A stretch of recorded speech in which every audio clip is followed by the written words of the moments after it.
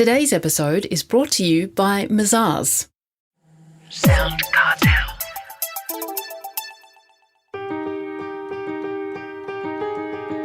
From SoundCartel, I'm Nicole Goodman, and this is Business Essentials Daily.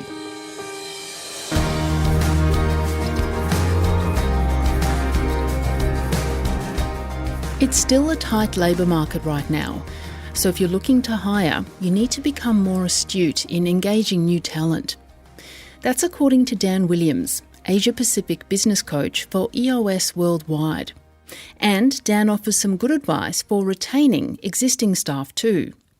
He starts by explaining to Jeff Waters what he means by the talent lottery. The talent lottery is really about the fact that when you are retaining, attracting talent, there are so many things out of your control. And when you are going to market, you're trying to attract people. You are, especially these days, in a bit of a lottery, kind of like the draft lottery in some sports. You know, there are so many things outside of your control.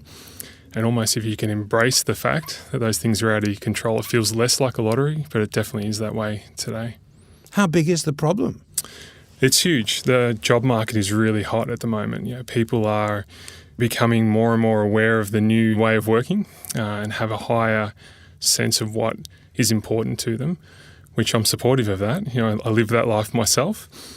So now people are really capitalising on that and saying, here's all the reasons why you could work for me. And so people are looking around more, and you're having to be more sort of astute when you go to market about why people should come and work for you.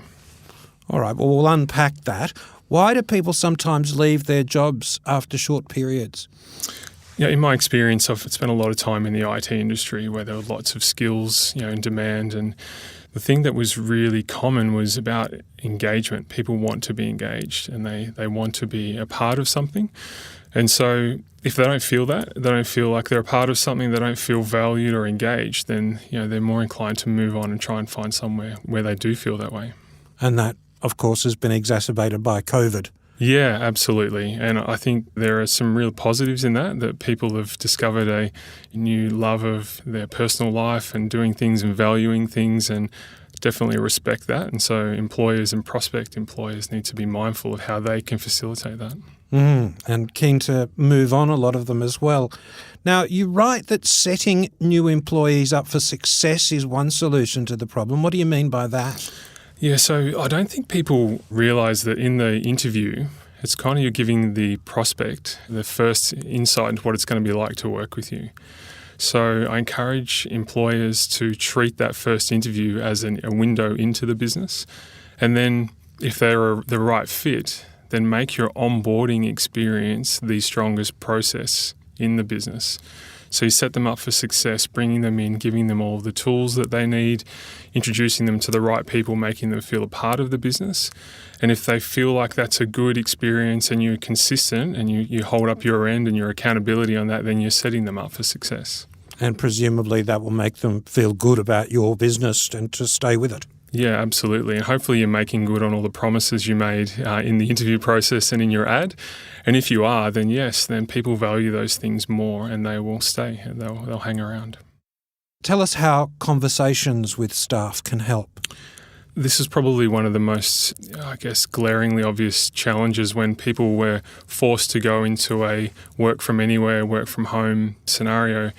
Those companies that weren't having regular conversations with their team suddenly realise how much they relied upon the water cooler conversation or being able to go and, you know, walk past someone's desk. And so when they didn't have those conversations and that structure wasn't there, they weren't engaged. They didn't know what their people were thinking or feeling, and they were often guessing or questioning whether they were on the same page. So if you have a regular conversation, regular dialogue, I'm not talking about performance review stuff, like actually conversations with your people, you're able to exchange views and ideas. And if there is a problem, you're going to hear about it rather than as they leave, you know, via an exit interview, for instance. So how do you set these conversations up? Obviously, you're talking about speaking to every staff member. Yeah, so I think there's a right mix between having one-on-ones. I think if you're having a one-on-one conversation, depending on the size of the business, that might not be scalable. But where possible, making sure each team member has a one-on-one. But then creating small group forums, I'm a big fan of daily huddles or weekly team meetings where people feel it's like a safe environment. And you get that balance right and they'll feel engaged. Yeah. What do you mean when you write in your blog and say that hiring people with the right values helps? So I always plead with people, values first. If you surround yourself with people who share your values, you have a common connection, then you can almost teach them everything else. Within reason, there are some specialty fields where you want them to have some pre-qualification. But if you hire for a values fit, then you can endure bad times and come together in good times. And through the pandemic and the way the workforce has changed, that has become more and more apparent that people want to work with people that are like them and people that they like. And so if you have values fit, then you're able to work, a little more effortlessly together, when we've had to navigate challenges, because at our core, we share those things. So just in a nutshell, what would be your advice for businesses who've just lost a good new staff member or are just hiring somebody?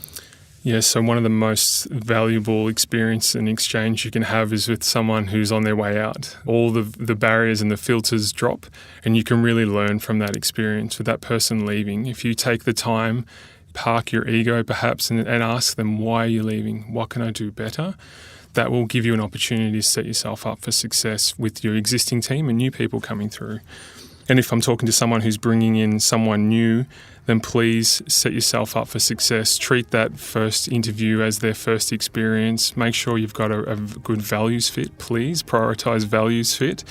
And then think about what that first month, 90 days is going to look like when they come into your business, and make that a win. Set them off on the right path. That was Dan Williams, business coach for EOS Worldwide.